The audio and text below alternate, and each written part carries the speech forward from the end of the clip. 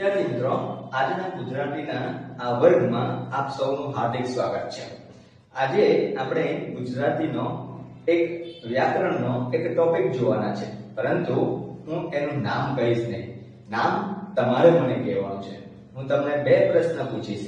તમારો પહેલો પ્રશ્ન છે કે તમે કોઈ પણ વસ્તુને, વ્યક્તિને, પ્રાણીને, પદાર્થને બોલાવવું હોય કે ઓળખવું હોય તો શું કહો છો?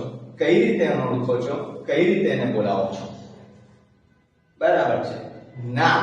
આપણે કોઈ પણ વસ્તુ, વ્યક્તિ, પ્રાણી, પદાર્થ ને નામથી ઓળખીએ છીએ. મારો બીજો પ્રશ્ન છે, શું આ દુનિયામાં, પૃથ્વી પર કે બ્રહ્માંડમાં કોઈ પણ વસ્તુ, વ્યક્તિ, પ્રાણી નામ વગરનું છે ખરું? ના. તો દરેક વસ્તુનું એક નામ હોય છે. તો કોઈ પણ વસ્તુ, ક્રિયા, ભાવનો નિર્દેશ કરતો શબ્દ હોય છે એને નામ કહે છે.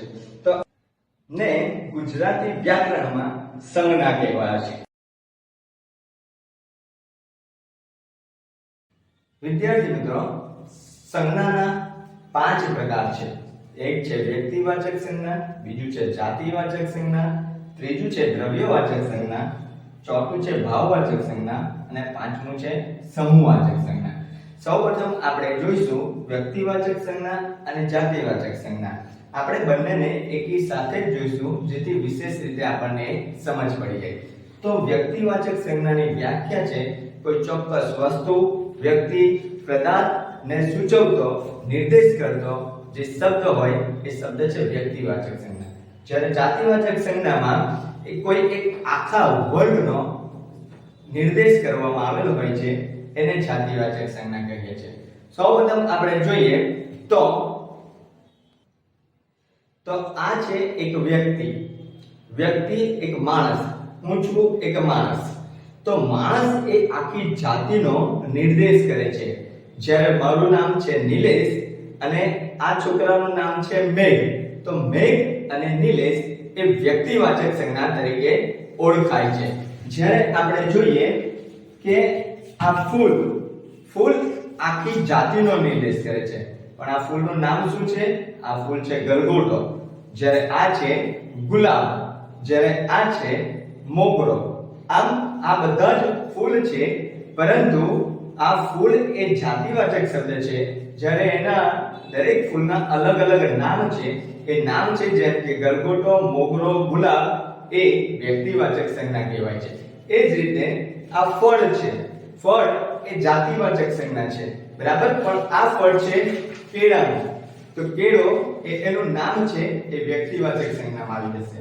જ્યારે દ્રાક્ષ એ વ્યક્તિવાચક સંજ્ઞામાં આવશે, જ્યારે સીતાફળ એ વ્યક્તિવાચક સંજ્ઞામાં આવશે અને સફરજન એ પણ વ્યક્તિવાચક સંજ્ઞામાં આવશે. હવે એ રીતે જોઈએ તો પર્વત એ જાતિવાચક સંજ્ઞા છે.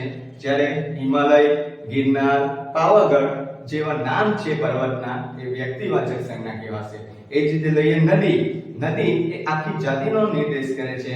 જ્યારે ગંગા, બ્રહ્મપુત્રા, કાવેરી જેવી નદીઓના નામ એ વ્યક્તિવાચક સંજ્ઞામાં આવશે. એ જ રીતે શહેર એ આખી જાતિનો નિર્દેશ કરે છે, પરંતુ અમદાવાદ, વડોદરા, વલસાડ, નવસારી જેવા નામો એ નામ વ્યક્તિવાચક સંજ્ઞાનો નિર્દેશ કરે છે. હું છું શિક્ષક એ એક આખી જાતિનો નિર્દેશ કરે છે. જ્યારે મારું નામ છે નિલેશ, તો નિલેશ એ એક વ્યક્તિવાચક સંજ્ઞા બને છે. આમ અહીં વ્યક્તિવાચક સંજ્ઞા અને જાતિવાચક સંજ્ઞા વિશે તમને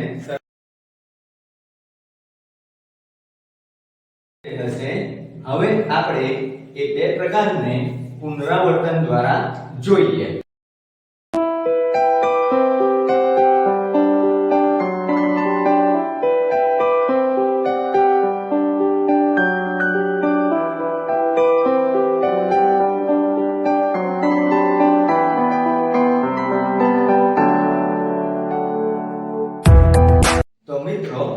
સંજ્ઞા અને તેના બે પ્રકાર વિશે, વ્યક્તિવાચક અને જાતિવાચક, એના વિશે તમને સમજ પડી જ ગઈ હશે.